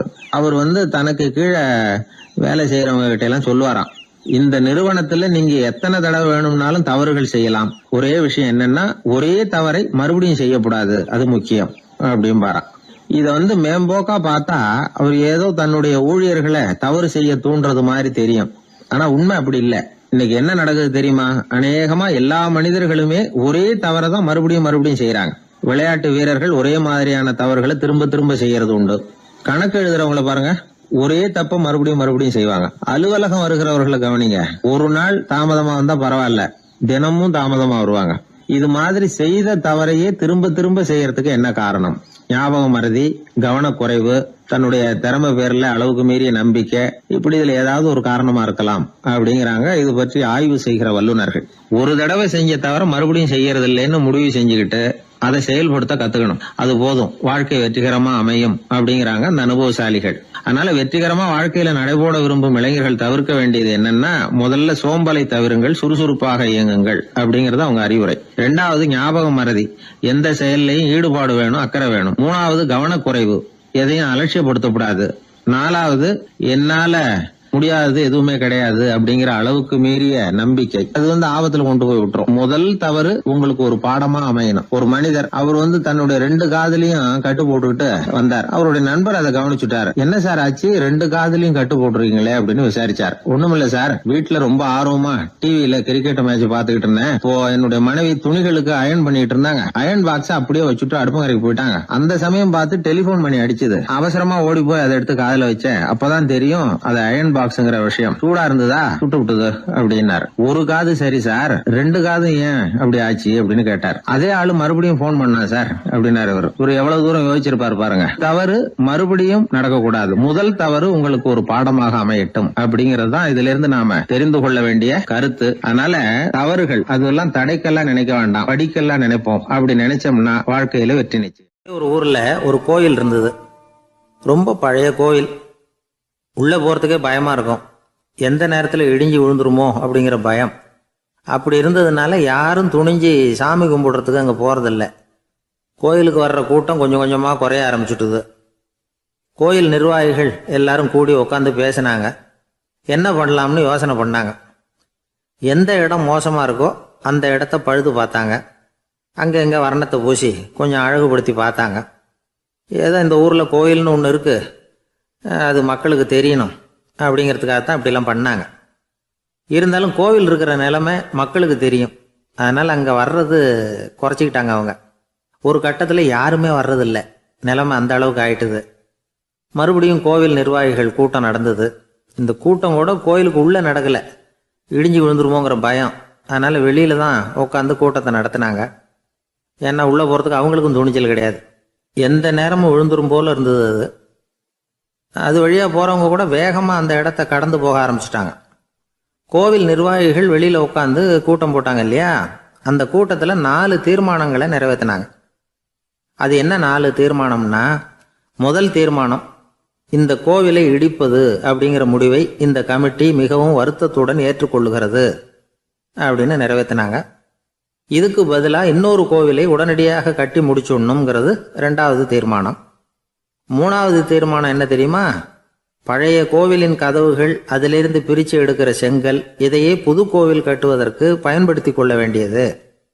பழைய கோவில் இருந்த மாதிரியே அதே வடிவத்தில் புது கோவிலையும் கட்ட வேண்டியது. பழைய கோவிலின் அஸ்திவாரத்தை அப்படியே வச்சுக்கிட்டு அதுக்கு மேலே நாம் கோவிலை கட்டிக்க வேண்டியது. இதுதான் 3வது தீர்மானம். இதையும் கமிட்டி முழு மனசோடு ஏற்றுக்கிட்டது. இது வரைக்கும் சரி. இப்போ அந்த கமிட்டி 4வதாக ஒரு முக்கியமான தீர்மானத்தை கொண்டுகிட்டு வந்து அதையும் ஏகமனதாக நிறைவேற்றி விட்டுது. அது என்ன தீர்மானம்னா, புதிய கோவில் கட்டி முடிக்கிற வரைக்கும் பழைய கோவிலை இடிக்கிறதில்லை அப்படிங்கிற தீர்மானம். எப்படி இருக்குது பாருங்க இது. பழசை இடிக்காத வரையில் அதே இடத்துல புதுசாக எப்படி கட்ட முடியும்? பல விஷயங்களில் நாம் நடந்துக்கிற முறையும் இப்படி தான் இருக்குதான். வாழ்க்கையில் முன்னேறணும்னு ஆசைப்படுவோம். அதே நேரத்தில் அந்த முன்னேற்றத்துக்கு எது தடையாக இருக்கோ அதை விட்டு விடுறதுக்கும் மனசு வராது. வெளிநாட்டில் ஒரு பெரிய விருந்து நடந்துக்கிட்டு இருந்துதான். எல்லாரும் மது கோப்பையும் கையுமா அலைஞ்சிக்கிட்டு இருக்கிறாங்க. ஒருத்தர் மட்டும் கையில் எதுவும் இல்லாமல் ரொம்ப நல்ல பிள்ளையா சாதுவா ஒரு ஓரமாக தனியாக உட்காந்துருக்கிறார். அவர்கிட்ட நெருங்கி, வாங்க மது சாப்பிட்லாம் அப்படின்னு கூப்பிட்டாங்களாம். என்னை வற்புறுத்தாதீங்க, நான் என் மனசுக்குள்ளே உறுதியாக தீர்மானம் பண்ணிவிட்டேன் அப்படின்னாராம். என்ன தீர்மானம் பண்ணியிருக்கீங்க அப்படின்னு கேட்டிருக்காங்க.